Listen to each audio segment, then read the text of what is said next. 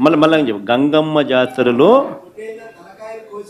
పొట్టేళ్ల తలకాయలు కోసినట్టు రప్ప రప్ప రప్ప రప ఏంది రపా రప రపా రప నరికేస్తాం. అదే ఒక పోస్టరా? అదే సినిమా డైలాగ్ అనుకుంటా స్వామి. అది yeah cinema dialogue? Pushpa 2 sir. Pushpa cinema dialogue అది.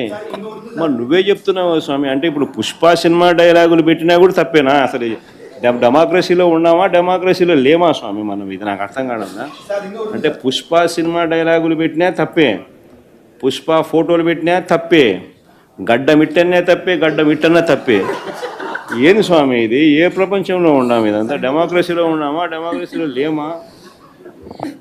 సార్ ఆ పోస్టర్ పట్టుకున్న అతను కూడా టీడీపీ కుర్రాడు సార్. అంతకుముందు టీడీపీ నాయకుడితో కలిసి దిగిన ఫోటోలు కూడా బయటకు వచ్చాయి. అతను టీడీపీ కార్యకర్త, టీడీపీ సంబంధించిన మెంబర్షిప్ కార్డు కూడా ఉంది అతని.